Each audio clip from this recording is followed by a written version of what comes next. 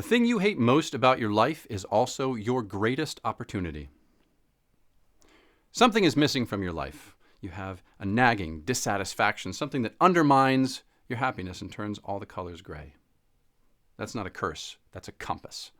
But when you live a full life, how do you change direction without everything you love collapsing in your wake? You've got everything you thought you wanted. A family, a career, a mortgage, 2 cars, and a phone that takes kick-ass photos that you never look at. Something's not right, though. You're unhappy, and it's not the phone. Here's the deal.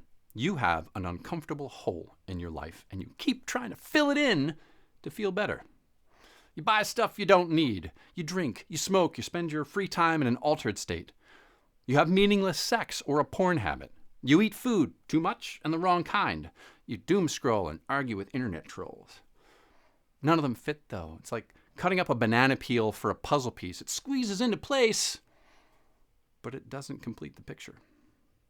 The missing piece isn't booze or food or internet trolls. It's not still in the puzzle box or somewhere on the floor. You have to create it. If you stop to consider the incomplete puzzle, you can allow yourself to admit that you don't like this puzzle anymore.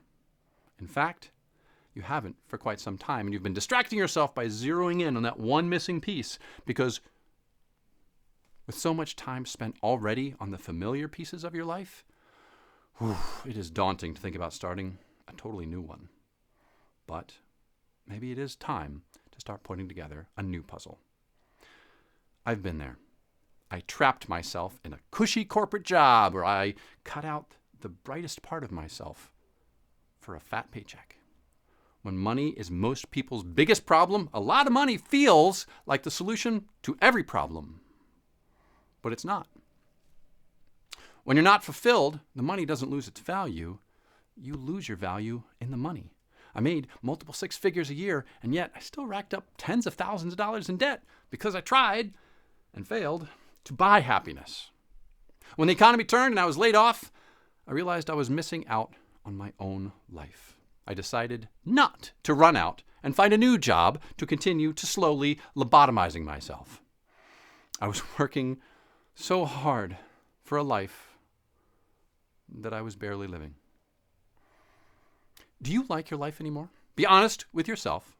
And if you are, maybe you haven't for some time. Maybe you have been so focused on trying to find that missing piece that you haven't let yourself admit that you don't want this version of life anymore. And once you open your mind to the possibility, you'll find a lot of excuses not to make the shift from yourself and from others. It'll pass. You're being selfish. Are you having your midlife crisis? You'll have allies, though. People who admire your courage. Hopefully a partner who believes in you and stands by you. And people like me who have gone through or are going through this same thing. People who have walked the same path. And once you make that decision and begin acting on it, you'll discover strength within yourself that maybe you'd forgotten you had. If you're my age or close to it, then that puzzle you don't love has a whole lot of pieces inside of it that you do love, don't ever want to let go of, and in fact are terrified to lose. Kids, a wife or a husband, friends, people you love, clubs you're part of, plans for the future. You're not some 20-something anymore that can just live in your car for a few weeks and start from zero. Trust me, I get it. Let's keep those center puzzle pieces intact. We're not going to shove everything off the table. We're going to build something new around them that truly matters to you. And this is where the real work begins. If we imagine the puzzle as our life, then it fills almost all of the table, the timetable that we have available. We'll need to start building out a new puzzle at the edges, right beside our existing life. You're the puzzle. The pieces you need are new skills and connections that you need to develop to create a new picture. One piece at a time, you'll do it. Turn off the TV, put down the beer, leave the MJ in the drawer, close the online shopping browser tab, and then pick one, mornings or evenings. For a lot of people, mornings are hard to get up and out of bed, but they're also where the best free and quiet time lives. Whenever it is, carve it out and defend it. That's your future, your success, your happiness, your life. There are going to be days you want to skip it or give up entirely. There will be days you succumb. Accept, admit, forgive, recover, and resume. You deserve to live. And that means you're worth the pain of growing past the capabilities of the old you.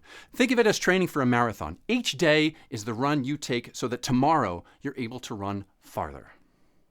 And here's the beautiful part of this. As you start placing those new pieces, that is, after you acquire new skills and overcome new challenges that stymie and frustrate you, you'll start to realize that you're able to do more than you have been able to do in years.